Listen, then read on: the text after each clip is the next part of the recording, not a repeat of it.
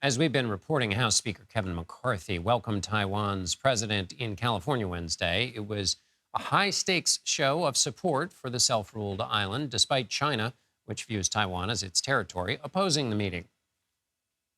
The friendship between the people of Taiwan and America is a matter of profound importance to the free world, and it is critical to maintain economic freedom, peace, and regional stability. We will honor our obligations and reiterate our commitment to our shared values, behind which all Americans are united. For more on this, Michael Swaine joins me now. He's the director of the East Asia program at the Quincy Institute. Michael, Secretary of State Antony Blinken said there was nothing new in the stop by the president of Taiwan, calling them private and unofficial. But Kevin McCarthy seemed to be having an official meeting. So what's the purpose here of this visit from the president? Well, the purpose for President Tsai Ing-wen is to show support and connection with the United States by traveling through the United States on what's called transit trips. These have occurred many, many times in the past, but the trips have gotten to be more longer in duration, involving more types of public activities, more like sort of state-to-state kind of interactions. Even though the president of Taiwan does not travel to Washington, does not meet with the most senior members of the U.S. government, in Los Angeles now, she's met with the third in line to the presidency. After McCarthy's predecessor, Nancy Pelosi, of course, traveled over to Taiwan to meet with her.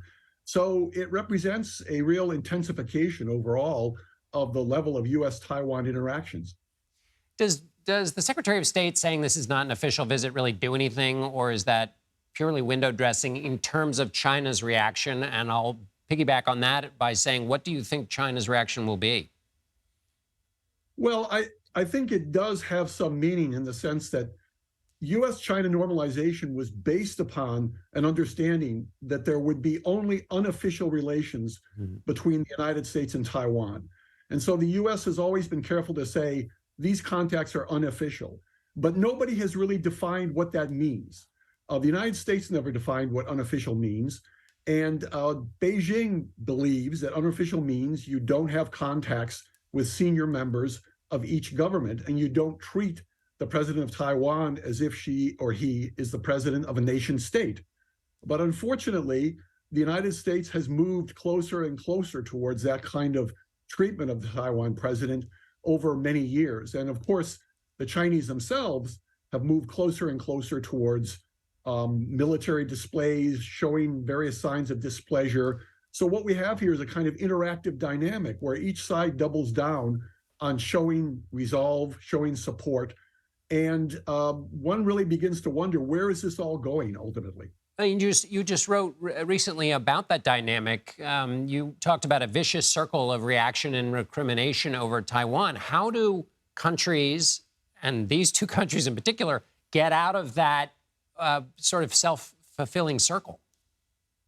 Well, what they really have to do is recognize that the original basis for normalization between the two countries involved a credible one China policy on the part of the United States and a credible Chinese commitment as a priority to seek peaceful unification. Now, the two sides still state support for these two positions, but what they need is some really serious leadership on both sides. Say, look, there are limits here, and we need to maintain certain types of limits, and we need to provide credible assurances that we still uphold the original understanding between the two sides.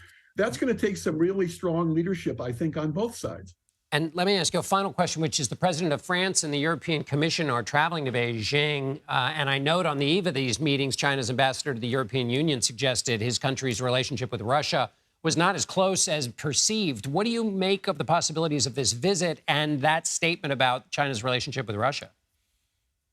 Well, I think this is an indication that Chinese are trying to really, in a way, sort of split or divide Europe away from the United States in taking its position towards China, trying to show that we're not completely locked into supporting Russia to the extent of providing lethal arms to Russia, et cetera. And by that token, then say, look, we want to see a peaceful resolution of this problem, and appealing to the Europeans, of whom there are many who want to see that as well. And so they're trying to really play to the European audience by saying this. And I do think, in fact, there is a difference between Moscow and Beijing and the way they're looking at the Ukraine war. Michael Swain, thank you so much for being with us. You're welcome.